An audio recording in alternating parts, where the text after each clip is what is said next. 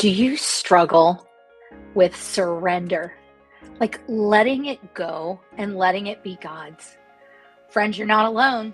I've talked to many women in the past few weeks who have outward success, but inward turmoil and chaos because they're trying to carry it all themselves. And that's what's inspired me to talk about today's topic of surrender. What, why, and how. So let's dig in. Surrender is something I'm just not good at. As a driver, striver, and achievement chaser my whole life, I've struggled in this space of surrender because I've always known what I can do. I've always known the effort that I can put in. I've always known that if I just go and do it, it will get done. So surrender is hard for me. Delegating when I was a team leader in corporate was hard for me. Delegating when I was starting my network marketing business was difficult. And sometimes I think we mix up the words surrender and submission. So today, what I want to talk to you about is exactly that. What are these definitions? Why would we even surrender? And then where the rubber meets the road, how do we do that? So I want to remind you that part of surrender is redefining hustle.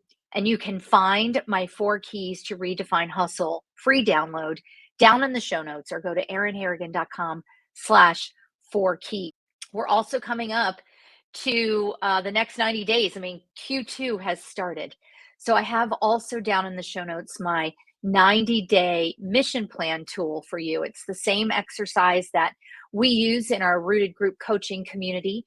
And by the way, if you want to visit our Rooted Group coaching and dip your toe into working with me and experience the incredible community of accountability, belonging, connection, and discernment, you can do that down in the show notes as well. Our upcoming group coaching is Friday, April 7th. You'll be listening to this after that if you're listening to the audio podcast, but if you're watching it live, you can still get in and visit us this Friday. So let's talk about surrender and what exactly are the definitions. You're going to see me looking at my notes here. So first of all, surrender as a verb is to yield to the possession of another, to deliver up that possession on demand or under duress. But what does it mean spiritually to surrender? It means that we completely give up our own will and we subject it, our thoughts, our ideas, our deeds, to the will and teachings of our Lord. And it's contrasted with submission in a couple of ways. One is that surrender is willful acceptance and yielding, while submission is really not fully embracing. It comes with it's superficial yielding, if you will. The tension is still there when we're in submission. That's just from a definition standpoint. But when we are surrendered, we accept in all of our being that the Lord has already fought this battle and won, that He is leading us, that He is driving. Jesus, take the wheel, as Carrie Underwood would say it, right? And there's no residual effect of the surrender. What I mean by that is there's no negative effect of the surrender, really. We have a peace and a freedom in that surrender from the conflict and from the strain of trying to carry it all ourselves. And as we sing about in the song, I Surrender All, it's actually surrender is only mentioned 20 times in the Bible. And in every case, it refers to literal surrender, like armies surrendering. A couple of examples. In 1 Samuel 11:10, it says, they said to the Ammonites, tomorrow we will surrender to you, and you can do to us whatever you like. Or in Isaiah 54:15, it says, if anyone does attack you, it will not be my doing. Whoever attacks you will surrender to you. And I found this blog. It's called What Does It Mean to Surrender to God and How to Do It? And I'll link that in the show notes. The author says this, that there's only one New Testament verse that actually uses the word surrender. And it says, he released the man who had been thrown into prison for insurrection and murder. the one they asked for, and surrendered Jesus to their will. That's in Luke 23:25. So if it's not so mentioned in the Bible, right? 20 times is not a lot in 66 books. Then what example do we have of ultimate surrender?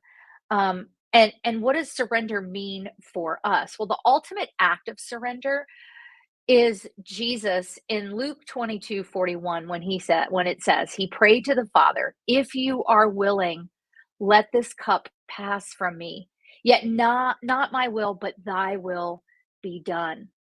This is a perfect prayer, and it is a simple prayer of surrender to God's will. And if you're watching this live, this is the week of Easter. On Good Friday, this coming Friday, is when Jesus prayed that, right? Like, or the night before, when Jesus prayed that before he was given over to be crucified. So that is the ultimate act of surrender. Now, what else about surrender is important for us to know? Here's a question that I thought of. Well, does surrender mean that we quit? Like we just give up? Like we just fold? Like we just say, okay, God, you take it, and I'm going to sit here and watch what you do? No, no, no. Surrender implies that we give over our control to His after we've tried to struggle, to retain, and to resist. It's letting go of our ways for His ways. It's letting go of our plans, our great plans, for His best plans. It's letting Him lead us. All of that is the what of surrender. Friends, when you surrender in your business, non-believers will not understand this. When I gave my life to Christ in October of 2014, it completely changed the way that I viewed and the way that I did business. And I can remember a leader saying to me, it's like you've given up on yourself. And I'm like, no, I've just given up on my way, and I'm allowing God to have His way. People will look at you sideways when you surrender, right? But you know what God has given you to do, and you know that He is leading you. So that's the what of surrender. Let's talk about why. I think the biggest reason that we as Christian women seek to redefine hustle, seek to emulate Jesus in our work, to work with intention and purpose and a sense of timing and seeking God's direction above all, is that we're tired. We have outward success. We have all of the evidence and the numbers and the income and the bank account, maybe the car we drive or the life we lead. But we have an inward turmoil and chaos of unfulfillment. Like doing it all on our own has gotten us to this point, but we're exhausted. We're empty. The promises of the world and the ever shifting sands and the drive and strive to try to keep up with the world's temporal and ever changing standards has worn us out. And there is a saying that's what's gotten you to this point won't get you to the next, or what the people who have gotten you here won't be the same people that get you there. It's interesting. When I was on the retreat that I went to in Costa Rica, one of the attendees, were buddies for the week, and she said to me, "It's like you're in a boat, and the boat takes you to one island, but that isn't the same boat that's going to take you to the next island, right? This driving, striving that you've done, ambitious Christian woman, that you've done, high achiever, is probably wearing you out. And you know what to do in your faith and you know what to do in your business, but maybe you're not sure how to connect those dots. Here's the thing. Why surrender? Well, because we were never meant to do this on our own. The foundational verses of my business are John 15:4 and 5. And this is what Jesus says: abide in me and I in you. Just as no branch can bear fruit by itself without remaining in the vine, neither can you unless you abide in me. I am the vine, you are the branches. He who abides in me and I in him bears much fruit. For apart from me, you can do nothing. Friend, you've borne fruit. You have evidence of the fruit that your business has produced because you've been doing it a little while. But you can't bear much fruit in the kingdom trying to do this by yourself. It's abiding in him. It's being nourished by the vine that you get to move forward and to produce the fruits of the spirit, to Be that reflection of Christ to those whom you serve. In Matthew 11:28 through 30, I know you're familiar with this, but I love the Message version of this, which says, "Are you tired, worn out, burned out on religion? Come to me. Get away with me, and you'll recover your life. I'll show you how to take a real rest. Walk with me and work with me. Watch how I do it. Learn the unforced rhythms of grace. I won't lay anything heavy or ill fitting on you. Keep company with me, and you'll learn to live freely and lightly." Friends, that takes surrender. Like, it sounds really good, but we're like, but Jesus, if I hand this over to you, what if you slow me down? What if you redirect me? What if you completely change my business? What if all the plans I've made have gone awry because I gave it to you? But friends, that's why we need to surrender, because we're not made to do it on our own. So now, how do we surrender? I have three simple ways for you. Number one, you've got to believe and trust that God has you in his arms, that what he has for you, only he has for you, right? That goes back to our four keys. How is he defining you and directing you? And how do you put that into discipline? So, number one is trust and faith that he's got you. And if you surrender to him, he already knows the story and he has the best for you.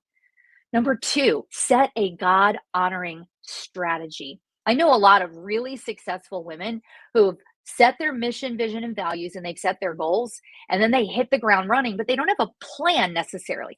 They haven't worked out the work rhythms. They haven't broken down, like, where are their revenue streams and when are they coming in and when are they going to work on new business. They haven't set this in a map that shows them quarterly where are they focused, even weekly what are they working on, even daily what is the work rhythm. So set that God honoring strategy, leveraging the gifts and talents that he's given you, and lay it at his feet. Surrender. Number three, establish a daily discipline for seeking God in all. Bookend your day. Talk to him throughout the day. Before you set the to-do list, before you start your work that day, seek him for those mission-focused actions that he wants you to be taking. On the days that I don't seek him first, my mind is a mess. My mind was a mess this morning. And I knew that I needed to sit with him to get in the right space to come to you and serve you today. So establish that daily discipline to bookend your day with him. And then lastly, as you feel yourself leaning back into your natural drive, which you will, and the adrenaline of the world's definition of hustle, and the ambition that normally propels you forward with a let's go, pause, pray for his guidance, surrender in that moment. When things seem to go awry, lean into him and let him lead you. My go-to verse for this is Psalm 25:4 and 5. Show me your ways, O Lord. Teach me your paths. Lead me in your truth and teach me. For you are the God of my salvation. On you I wait all the day. Friends, that is the what, the why, and the how of surrender. Now, you may be thinking, I've done those things, but I am still swirling. That is where I come in as your coach. Sometimes you really do need that other business brain to take a 30,000-foot view of your business and help you map it out. I do a special focused and fruitful strategy day. Or maybe you need ongoing accountability and discernment to keep you walking in his will. And that's what I do in my one-on-one coaching. Or maybe you need the community of believers who are walking in this together. And that's what we do in the Rooted Group Coaching membership. However I can serve you, friend, that's what I want to do. Go down in the show notes, schedule a discovery call with me, and let's chat about it. And until next time, I pray for and encourage you to tune out the world, tune into God's truth, and turn up focus as you build your thriving kingdom business. I'll see you on the next episode.